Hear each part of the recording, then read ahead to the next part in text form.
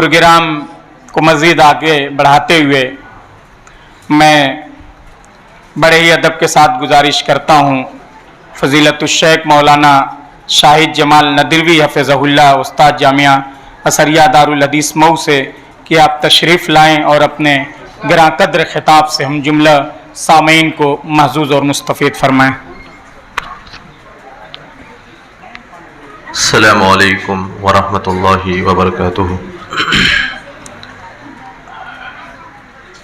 अल्हम्दुलिल्लाहि रब्बिल आलमीन वस्सलातु वस्सलामु अला सय्यिदिल अंबिया'i वल मुरसलीन व अला आलिहि अत्तय्यबीन अत्ताहिरीन व अला अस्हाबिहिल गुर्रिल मयामीन वमन तबिअहुम बिइहसानिन इला यौमिद्दीन व बअदु। फ़अऊज़ु बिल्लाहि मिनश शैतानिर रजीम। बिस्मिल्लाहिर रहमानिर रहीम। अल्लाहु नज़्ज़ल अहसनल हदीस किताबन मुतशाबिहन मसानी तक़शइरु मिन्हु जुलूदुल लज़ीना यख़शौना रब्बहुम सुम्मा तलीनु जुलूदुहुम व क़ुलूबुहुम इला ज़िक्रिल्लाह ज़ालिका हुदल्लाह यहदी बिही मन यशा व मन युज़्लिलिल्लाहु फमा लहु मिन हाद। रब्बि इश्रह ली सदरी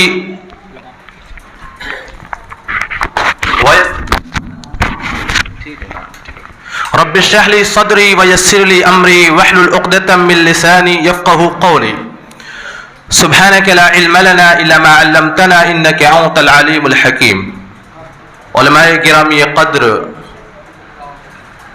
इदारे के ज़िम्मेदारान, दीगर मेहमानान और इदारे के अजीज़ तलबा, काबिल मुबारकबाद हैं वो तलबा जिन्होंने आज अल्लाह के मुक़द्दस कलाम के नाज़रे की तकमील की है। काबिल मुबारकबाद हैं इस इदारे के अरकान भी और उनके असातिज़ा भी कि जिन्होंने इस्लामी निसाब की बुनियादी चीज़ों की तालीम देने की शुरुआत की है, बल्कि एक लंबे अरसे से इस तरीके से कुरान की तालीम का ये सिलसिला इस इदारे के ज़रिए से जारी है। मेरे अजीज़ों, हम ये समझते हैं कि कुरान करीम सिर्फ़ अल्लाह की एक किताब है जो पढ़ने के लिए नाजिल हुई है या समझने के लिए नाजिल हुई है या इस पर अमल करने के लिए इस किताब को नाजिल किया गया है। हालांकि हकीकत बात यह है कि ये सिर्फ पढ़ने की, समझने की या अमल की किताब नहीं, बल्कि ये इस्लाम का बुनियादी निसाब है, ये इस्लाम का बुनियादी निज़ाम तालीम है। रसूल अकरम सल्लल्लाहु अलैहि वसल्लम के अहद मुबारक में कुरान मुक़द्दस की तालीम को इस्लाम का बुनियादी निसाब करार दिया गया। रसूल अकरम सल्लल्लाहु अलैहि वसल्लम के पास जो असहाब आते थे, अल्लाह के रसूल सल्लल्लाहु अलैहि वसल्लम सबसे पहले उन्हें ईमान की तालीम देते और ईमान की तालीम के बाद उन्हें कुरान की तालीम देते थे। चुनांचे एक हदीस सुनने दारमी की और हदीस के रावी हजरत जुंदुब बिन अब्दुल्लाह अल बजली रदियल्लाहु ताला अन्हु, हजरत जुंदुब बिन अब्दुल्लाह रदियल्लाहु ताला अन्हु फरमाते हैं कि कुन्ना मअन नबी सल्लल्लाहु अलैहि वसल्लम व नहनु फित्यानुन हज़ाविरा फतअल्लमना अल ईमान क़ब्ल अन नतअल्लम अल कुरान सुम्मा तअल्लमना अल कुरान फज़ददना बिही ईमाना। हजरत जुंदुब बिन अब्दुल्लाह फरमाते हैं कि हम लोग रसूल पाक सल्लल्लाहु अलैहि वसल्लम की मजलिस में और आपके दरबार में हाजिरी दिया करते थे और रसूल अकरम सल्लल्लाहु अलैहि वसल्लम हमें इस्लामी निसाब की तालीम देते थे और सबसे पहले रसूल पाक सल्लल्लाहु अलैहि वसल्लम हमें ईमानियात की तफसीलात बताते थे, ईमानियात के अज्जा और उसकी तफसील की तालीम देते थे। फिर उसके बाद सुम्मा तअल्लमना अल कुरान, ईमान की तालीम के बाद हम सबसे पहली चीज, सबसे पहला इल्म जो हासिल करते थे वो कुरान का, और जैसे ही हम कुरान की तालीम को हासिल करते थे फज़ददना बिही ईमाना, ہمارے ایمان کے اندر، ہمارے ایقان کے اندر رب العالمین کی ذات پر جو ہمارا ایمان تھا، اس ایمان میں ہمارے ایمان میں اضافہ ہو جایا کرتا تھا۔ میرے عزیزوں، قرآن مقدس اللہ کی وہ پاکیزہ کتاب ہے جو اسلام کا بنیادی نصاب بھی ہے، اور اس کتاب کو اللہ تعالیٰ نے جب نازل کیا تو قرآن مجید کے نزول سے پہلے جتنی آسمانی کتابیں تھیں ان ساری آسمانی کتابوں کا نچوڑ اس قرآن کریم کے اندر رکھ دیا گیا۔ بہت ساری آسمانی کتابیں اللہ تعالیٰ نے سابقہ انبیاء کرام پر نازل کیا۔ حضرت موسیٰ علیہ السلام کے اوپر تورات، حضرت عیسیٰ علیہ السلام پر انجیل، حضرت داؤد پر زبور، اس طریقے سے آسمانی کتابیں نازل ہوئیں۔ لیکن ایام اور زمانے جیسے جیسے گزرتے گئے وہ آسمانی کتابیں یا تو ناپید ہو گئیں یا دنیا سے اٹھا لی گئیں، اور بعض آسمانی کتابوں کے اندر تحریف کر دی گئی، تبدیلی کر دی گئی۔ تو جب اللہ تعالیٰ نے اپنی آخری کتاب آخری نبی کے اوپر نازل کرنے کا ارادہ کیا تو اللہ کا ارادہ یہ ہوا کہ ایک ایسی کتاب نازل کریں جو سابقہ تمام آسمانی کتابوں کی جامع، ان کے علوم و فنون، ان کے امتیازات اور خصوصیات کا نچوڑ ہو۔ اللہ تعالیٰ ارشاد فرماتا ہے وَأَنزَلْنَا إِلَيْكَ الْكِتَابَ بِالْحَقِّ مُصَدِّقًا لِمَا بَيْنَ يَدَيْهِ مِنَ الْكِتَابِ وَمُهَيْمِنًا عَلَيْهِ۔ اے نبی، ہم نے آپ پر ایک ایسی کتاب نازل کی ہے جو بالکل برحق ہے اللہ کی جانب سے، جو اپنے سے پہلے تمام تر آسمانی کتابوں کی تصدیق کرتی ہے، وَمُهَيْمِنًا عَلَيْهِ، اور اپنے سے پہلے تمام آسمانی کتابوں کی امین، ان کے علوم کی جامع ہے۔ قرآن مجید کی اس آیت کریمہ کی تفسیر میں مفسر قرآن عبد الرحمن بن ناصر السعدی کہتے ہیں مہیمنا علیہ کا معنی ہے مشتملا علی مشتملت علیہ الکتب السماویۃ السابقہ۔ یہ قرآن کریم ان علوم کے اوپر مشتمل ہے، ان سارے علوم کی جامع ہے جن سارے علوم کی جامع اس قرآن سے پہلے کی ساری آسمانی کتابیں تھیں، جن علوم کے اوپر قرآن سے پہلے کی جو آسمانی کتابیں مشتمل تھیں، قرآن مجید ان سارے علوم کو اپنے دامن میں سموئے ہوئے ہے۔ اس قرآن میں زبور کی تعلیم، اس کی امتیازی خصوصیات بھی ہیں۔ انجیل کی وہ تعلیم جس کو اللہ نے پسند کیا، قرآن میں داخل کیا، اس کی امتیازی خصوصیات کو قرآن میں رکھا۔ رسول اکرم صلی اللہ علیہ وسلم کی ایک حدیث، مسند احمد کی یہ روایت، اور حدیث کے راوی حضرت واصلہ ابن الاسقا رضی اللہ تعالی عنہ، حضرت واصلہ ابن الاسقا فرماتے ہیں رسول اکرم صلی اللہ علیہ وسلم نے ارشاد فرمایا اعطیت مکان التوراۃ السبع الطوال ومکان الزبور المعین ومکان الانجیل المثانی وفضلت بالمفصل۔ مجھے تورات کی جگہ پر، مجھے جب قرآن دیا گیا تو تورات کی جگہ پر اس کے علوم اور فنون، اس کی امتیازی خوبیوں کی جامع ایک کتاب دی گئی، اور قرآن کریم کے اندر 7 لمبی سورتیں دی گئیں جنہیں سبع طوال کہا جاتا ہے۔ مجھے تورات کے بدلے میں اور تورات کی جگہ پر 7 لمبی سورتیں دی گئیں جو سورۃ البقرہ سے شروع ہوتی ہے۔ 7 لمبی سورتیں جو قرآن کریم کے بالکل ابتدا میں ہیں، سورۃ البقرہ، سورہ آل عمران، سورہ نساء، سورہ مائدہ، سورۃ الاعراف، سورۃ الانعام، سورۃ الانفال، اور سورۃ الانفال کے اندر شامل ہے سورہ توبہ، کیونکہ سورہ انفال اور سورہ توبہ دونوں کے مضامین یکساں ہیں، دونوں کے مضامین یکساں ہیں، اور یہی وجہ ہے کہ سورہ توبہ کے شروع میں بسم اللہ الرحمن الرحیم نہیں لکھا گیا ہے، کیونکہ سورہ توبہ کا جو مضمون ہے اور سورہ انفال کا جو مضمون ہے دونوں ایک ہے۔ تو رسول پاک فرماتے ہیں مجھے تورات کی جگہ پر یہ 7 لمبی سورتیں دی گئی۔ پھر اس کے بعد فرماتے ہیں وَأُعْطِيتُ مَكَانَ الزَّبُورِ الْمِعِينَ، مجھے زبور کی جگہ پر، حضرت داؤد کی جو آسمانی کتاب تھی اس کتاب کی جگہ پر مجھے ایسی سورتیں دی گئی جن کی تعداد 100 یا 100 سے زیادہ ہے، انہیں میعون کہا جاتا ہے۔ مجھے میعون صورتیں دی گئی، اور میعون صورتیں قرآن کریم میں شروع ہوتی ہیں سورہ یونس سے لے کر کے سورہ شعراء تک۔ یہ جو صورتیں مجھے قرآن کریم کے اندر دی گئی ہیں سورہ یونس سے لے کر کے سورہ شعراء تک، انہیں میعون کہا جاتا ہے، اور یہ ساری صورتیں مجھے زبور کے بدلے میں ملی ہیں۔ پھر اس کے بعد رسول پاک فرماتے ہیں وَأُعْطِيتُ مَكَانَ الْإِنْجِيلِ الْمَثَانِي، مجھے انجیل کی جگہوں پر مثانی صورتیں دی گئی، ایسی صورتیں دی گئی جن کی آیات 100 سے کم ہیں۔ اور جنہیں بار بار دہرایا جا سکتا ہے اور دہرانے میں کوئی اکتاہٹ محسوس نہیں ہوگی پڑھنے والے کو. رسول پاک فرماتے ہیں کہ مجھے انجیل کی جگہ پر مثانی صورتیں دی گئیں، ایسی صورتیں دی گئیں جن کی آیتوں کی تعداد 100 سے کم ہے. اور مثانی صورتیں شروع ہوتی ہیں قرآن کریم کے اندر سورہ نمل سے لے کر کے سورہ حجرات تک. پھر اس کے بعد رسول پاک فرماتے ہیں وَفُضِّلْتُ بِالْمُفَصَّل، اور مجھے فضیلت و برتری دی گئی مفصل صورتوں کے ذریعے سے، ان صورتوں کے ذریعے سے جو شروع ہوتی ہیں سورہ حجرات، سورہ قاف سے لے کر کے سورہ ناس تک. ان صورتوں کو مفصل صورتیں کہا جاتا ہے اور یہ کسی نبی کو نہیں دی گئی. اس جیسی آیات، اس جیسی خوبیاں، اس جیسی صورتیں، اس جیسی آیتیں مجھ سے پہلے کسی نبی کو نہیں دی گئی. بہرحال رسول پاک صلی اللہ علیہ وسلم کی یہ حدیث بڑی واضح ہے کہ آسمانی جو کتابیں گزری ہوئی ہیں ان ساری آسمانی کتابوں کی جامع ایک کتاب مجھے قرآن کریم دیا گیا، جس قرآن کریم کے اندر تمام تر سابقہ آسمانی کتابوں کے علوم، ان کی خصوصیات کو رکھ دیا گیا. اور پھر اس کے بعد اللہ تعالیٰ قرآن مجید کے اندر اپنے اس کلام کا تعارف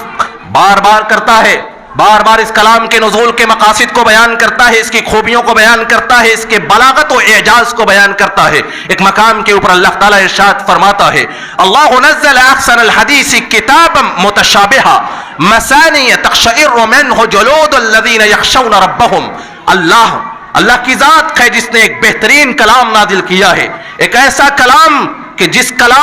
کتاب کی آیات ایک دوسرے کے مشابہ ہیں بلاغت و اعجاز میں. ہر آیت اور ہر صورت اعجاز کے اندر حد ثریا کو، اوج ثریا کو پہنچی ہوئی ہے. پھر اس کے بعد رسول پاک اللہ تعالیٰ ارشاد فرماتا ہے کہ مثانی، ایسی آیات، ایسی صورتیں دی گئی ہیں جن میں اس قدر حلاوت و چاشنی ہے کہ بندہ بار بار پڑھے تو اکتاہٹ محسوس نہیں ہوگی. اور پھر اس کلام میں تاثیر کیا ہے، اس کلام کا اثر کیا ہوگا. تقشعر منہ جلود الذین یخشون ربہم، اس کلام کو سن کر کے ان کے رونگٹے کھڑے ہو جاتے ہیں جن کے دل میں اللہ کا خوف ہوتا ہے، جن کے دلوں میں اللہ کا ڈر ہوتا ہے، ان کے رونگٹے کھڑے ہو جاتے ہیں، ان کے اعضاء، ان کے جوارے، ان کے قلوب و اذہان تھرا جاتے ہیں، لرز اٹھتے ہیں. پھر اس کے بعد اللہ تعالیٰ ارشاد فرماتا ہے جب دلوں کے اندر اللہ کی خشیت پیدا ہو جاتی ہے ثم تلین جلودہم فقلوبہم الی ذکر اللہ، پھر اعضاء بھی اللہ کی عبادت کے لیے اور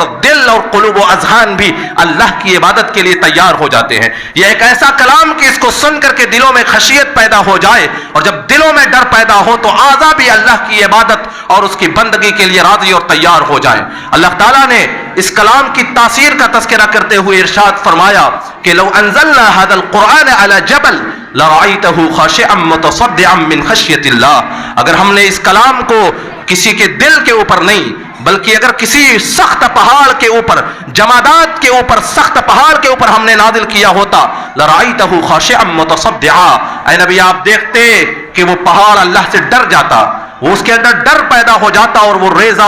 اور ٹکڑے ٹکڑے ہو جاتا. اور یہ صرف کہنے کی بات نہیں ہے کہ اللہ نے یہ باتیں کہہ دی قرآن مجید کے اندر، بلکہ اللہ نے اس کی مثالیں بھی دی اور ہمارے سامنے اس کی مثالیں قرآن مجید کے اندر تاریخ کے اوراق میں موجود ہیں. حضرت موسیٰ علیہ السلام کو جب کوہ طور پر بلایا گیا، وَلَمَّا جَاءَ مُوسَىٰ لِمِيقَاتِنَا، جب حضرت موسیٰ علیہ السلام کوہ طور کے اوپر وعدے کے مطابق اللہ سے ملاقات کرنے کے لیے اور آسمانی کتاب کو حاصل کرنے کے لیے گئے تو حضرت موسیٰ اس بات کے اوپر بضد ہو گئے، رب ارنی انظر الیک، اے میرے رب میں تمہیں اور تمہاری ذات کو دیکھنا چاہتا ہوں. اللہ تعالیٰ نے کہا لن ترانی، تم مجھے نہیں دیکھ سکتے، دنیا کی نگاہیں میرا ادراک نہیں کر سکتی، دنیا کی نگاہوں میں وہ طاقت و قوت نہیں ہے، وہ بصارت نہیں ہے کہ وہ میری ذات کو دیکھ سکیں. لیکن اللہ تعالیٰ نے کہا ایک چیز میں تمہارے تسلی کے لیے اور تمہارے اطمینان کے لیے کرتا ہوں، ولیکن انظر الی الجبل، لیکن تم کوہ طور کی طرف دیکھنا، فإن استقر مکانہ فسوف ترانی، اگر کوہ طور میری تجلی کے سامنے ڈٹ گیا اور ٹک گیا، اتنا مضبوط پہاڑ اگر وہ ٹک جائے تو تم بھی مجھے دیکھ سکتے ہو. فلما تجلی ربہ جعلہ دکا، جب تمہارے رب نے پہاڑ کے اوپر اپنی تجلی کی وہ پہاڑ ریزہ ریزہ ٹکڑے ٹکڑے ہو گیا. وخر موسیٰ صعقا، اور اللہ کا وہ جلیل القدر پیغمبر، وہ عظیم و بہادر پیغمبر کہ جس کے ایک گھونسے سے وہ قبطی زمین کے اوپر گر کر کے تڑپنے لگ جائے اور تڑپ کر کے مر جائے، اللہ کا وہ جلیل القدر پیغمبر کہ جس کے ایک گھونسے سے ملک الموت کی آنکھیں پھوٹ پڑے. اللہ کا وہ جلیل القدر اور بہادر اور طاقتور پیغمبر کہ جس نے پتھر کو اگر گھونسا مارا تھا تو صحیح البخاری کی روایت میں آتا ہے پتھر پر 6 یا 7 نشانات آج بھی موجود ہیں. رسول پاک فرماتے ہیں کہ حضرت موسیٰ کا کپڑا جب پتھر لے کر کے بھاگنے لگا تھا اور پھر حضرت موسیٰ نے اس پتھر کو پکڑا تھا تو اس کو گھونسا رسید کیا تھا اور آج بھی نشانات موجود ہیں. بہرحال اتنا جلیل القدر پیغمبر. اللہ تعالیٰ فرماتا ہے فَلَمَّا تَجَلَّى رَبُّهُ لِلْجَبَلِ جَعَلَهُ دَكَّا، جب تمہارے رب نے پہاڑ پر اپنی تجلی کی جَعَلَهُ دَكَّا، وہ پہاڑ ریزہ ریزہ ہو گیا. وَخَرَّ مُوسَىٰ صَعِقًا، اور اللہ کا وہ جلیل القدر پیغمبر بے ہوش ہو کے زمین پر گر پڑا. اتنا بہادر پیغمبر رب کی تجلی کے سامنے ٹک نہ سکا. اتنا عظیم کلام، اتنی عظیم طاقت، اللہ کی صفات اس کی تجلی کے اندر ہے، اور وہی طاقت و تاثیر اللہ کے کلام، اس کے اسماء حسنہ اس کے ناموں میں بھی ہے، اور آج بھی وہ تاثیر باقی ہے اور قیامت تک اللہ کے نام اس کے کلام میں وہ تاثیر باقی رہے گی. رسول پاک صلی اللہ علیہ وسلم کی ایک حدیث جس کو امام مسلم نے صحیح مسلم جلد دوم کتاب الفتن واشراط الساعہ کے اندر ذکر کیا ہے. حدیث کے راوی حضرت ابو ہریرہ رضی اللہ تعالیٰ عنہ ہیں. حضرت ابو ہریرہ فرماتے ہیں رسول اکرم صلی اللہ علیہ وسلم نے اپنے اصحاب سے پوچھا هل سمعتم بمدینۃ جانب منها فی البر وجانب منها فی البحر، اے میرے اصحاب کیا تم نے اس شہر کے بارے میں سنا جس شہر کا ایک کنارے خشکی اور دوسرے کنارے سمندر واقع ہے؟ اصحاب رسول صلی اللہ علیہ وسلم نے کہا اللہ کے رسول ہم نے اس شہر کے بارے میں سنا ہے. رسول پاک کی مراد تھی ترکی کے مشہور شہر قسطنطنیہ استنبول کی جانب، اور ترکی کا یہ مشہور شہر 2 بر اعظموں میں پڑتا ہے، بر اعظم ایشیا اور بر اعظم افریقہ کے اندر. رسول پاک کا اشارہ اسی شہر استنبول کی جانب تھا، اسی شہر قسطنطنیہ کی جانب تھا. رسول اکرم نے کہا کیا تم نے اس شہر کے بارے میں سنا کہ جس شہر کے ایک جانب سمندر واقع ہے اور دوسرے جانب خشکی واقع ہے؟ صحابہ کرام نے کہا ہم نے اس شہر کے بارے میں سنا ہے. رسول اکرم صلی اللہ علیہ وسلم نے پیش گوئی کی اور ارشاد فرمایا کہ لا تقوم الساعہ حتی یغزوها 70,000 من بنی اسحاق، قیامت کے قائم ہونے سے پہلے حضرت اسحاق کی نسل کے جو یہودی ہوں گے وہ اسلام قبول کریں گے، اور اسلام قبول کر کے اسلامی لشکر کے ساتھ 70,000 نو مسلم یہودی اسلامی لشکر کے ساتھ جنگ عظیم کی فتح کے بعد قسطنطنیہ کی جانب جب رواں دوا ہوں گے، اور جانے کے بعد جب یہ پورا اسلامی لشکر قسطنطنیہ کے پاس استنبول کے پاس اترے گا، رسول پاک فرماتے ہیں فَلَمْ يَرْمُوا بِسَحْمٍ وَلَمْ يُقَاتِلُوا بِسِلَاحٍ، یہ پورا اسلامی لشکر آخر دور میں جنگ عظیم کی فتح کے بعد قسطنطنیہ کو، شہر استنبول کو اپنے تیر اور تلوار اور اپنے منجنیق کی بدولت فتح نہیں کریں گے، لیکن اللہ کا نام بلند ہوگا، اس کے اسماء حسنہ کو بلند کیا جائے گا، رب العالمین کی عظمتوں والا نام بلند ہوگا، لا الہ الا اللہ واللہ اکبر کی صدائیں بلند ہوں گی. فَيَسْقُطُوا أَحْدُ جَانِبَيْهَا، شہر کے ایک جانب کی فصیل اللہ کے نام کو سن کر کے، اس کے کلام کو سن کر کے لرز جائے گی اور زمین بوس ہو جائے گی، زمین پر گر جائے گی. رسول پاک فرماتے ہیں پھر اللہ کا نام بلند کیا جائے گا، لا الہ الا اللہ واللہ اکبر کی صدائیں بلند ہوں گی، اور اللہ کے نام میں، اس کے کلام میں، اس کے اسماء میں اتنی تاثیر ہے کہ رسول پاک فرماتے ہیں پھر شہر کے دوسرے جانب کی فصیل اور دیوار زمین بوس ہو جائے گی، زمین کے اوپر گر جائے گی، اور پورا اسلامی لشکر بغیر تیر چلائے ہوئے اور بغیر تلوار چلائے ہوئے فاتحانہ انداز میں شہر قسطنطنیہ، شہر استنبول میں داخل ہوگا. بہرحال یہ تاثیر ہے اللہ کے کلام میں، یہ تاثیر ہے اللہ کے نام میں، یہ تاثیر ہے اللہ کے اسماء حسنہ میں. لہذا اس تاثیر کو اپنے دلوں کے اندر پیوست کرنے اور بٹھانے کی ضرورت ہے، قلوب اور اذہان کو تیار کرنے کی ضرورت ہے. اور یاد رکھیے اللہ تعالیٰ نے جہاں کہیں بھی اپنے کلام کی تاثیر کا تذکرہ کیا ہے وہاں پر اس بات کا تذکرہ ضرور ہوا ہے کہ اللہ کے کلام کی تاثیر اسی دل میں پیدا ہو سکتی ہے جس دل میں اللہ کا ڈر ہوگا، اللہ کا خوف ہوگا، اللہ کی خشیت ہوگی. اللہ تعالیٰ ارشاد فرماتا ہے الم یأن للذین آمنوا ان تخشع قلوبهم لذکر اللہ وما نزل من الحق، کیا اب بھی وہ وقت نہیں آیا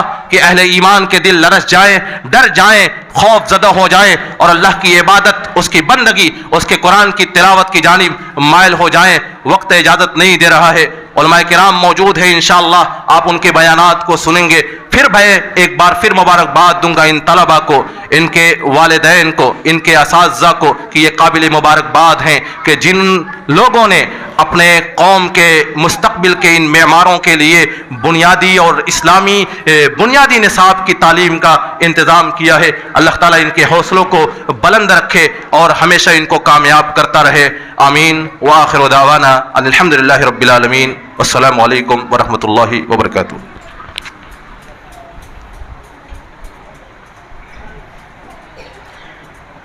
مزید اللہ تعالیٰ آپ کی آواز میں زور اور آپ کی تقریر اور خطاب میں تاثیر پیدا فرمائے۔ اللہ تعالیٰ آپ نے جو کچھ بھی بیان کیا اس پر اللہ تعالیٰ ہمیں عمل کرنے کی توفیق عطا فرمائے۔